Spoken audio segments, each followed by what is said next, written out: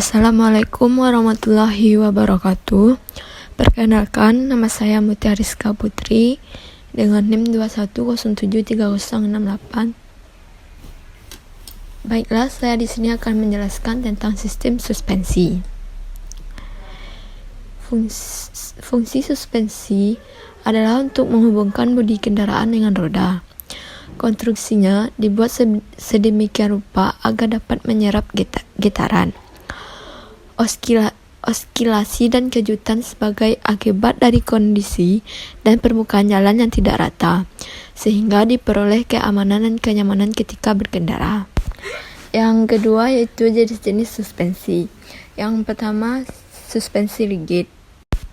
Suspensi rigid adalah salah satu jenis suspensi yang biasanya diletakkan di bagian belakang mobil, dan ciri utama suspensi ini yaitu memiliki roda di bagian belakang kiri dengan kanan. Kedua roda dihubungkan dengan satu poros yang biasa disebut dengan gardan. Yang kedua yaitu suspensi independen. Suspensi ini merupakan suspensi yang didesain khusus karena roda kanan dengan kiri di bagian belakang tidak dihubungkan secara langsung dan keduanya dihubungkan dengan sendi-sendi eksel. Komponen-komponen sistem suspensi. Yang pertama, pegas. Pegas menjadi komponen yang sifatnya sangat penting dalam sistem suspensi mobil. Fungsi utama dari pegas yaitu menyerap berbagai getaran atau kejutan yang dihasilkan dari gesekan antara roda-roda mobil dengan jalan, supaya bisa diteruskan pada mobilnya. Yang kedua yaitu shock absorber. Shock absorber atau peredam kejut adalah komponen suspensi yang bisa membantu dalam meredamkan oscilasi atau gerakan naik turun yang ditimbulkan oleh pegas saat sedang menyerap getaran. Yang ketiga yaitu ball joint. Ball joint adalah komponen dari sistem suspensi yang berfungsi untuk menerima beban lateral atau horizontal dan akan berguna sebagai sumbu putaran saat kendaraan tersebut hendak berbelok arah. Yang keempat yaitu stabilizer bar.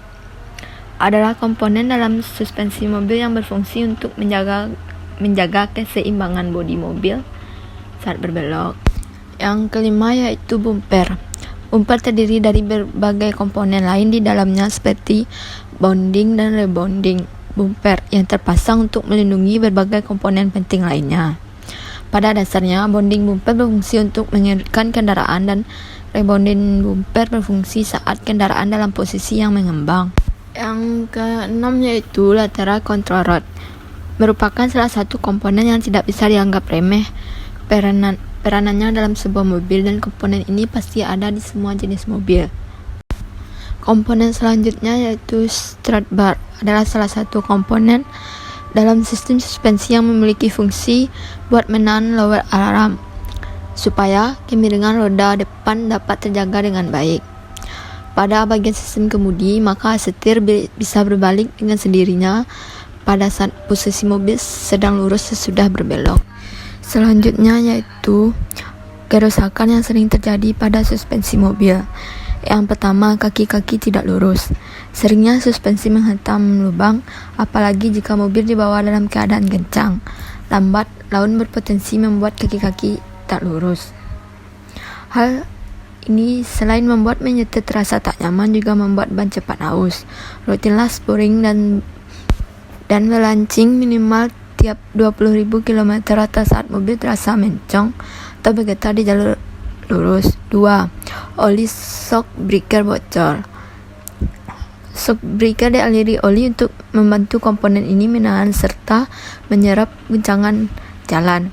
Oli shock breaker kerap bocor jika mobil sering dibawa ugal-ugalan saat menghantam lubang. Yang ketiga, bantalan per mobil menipis. Bantalan per akan menipis seiring umur atau jika mobil jarang dibawa perlahan melewati jalan berbang. Kerusakan ini ditandai bunyi berdecit setiap ada guncakan.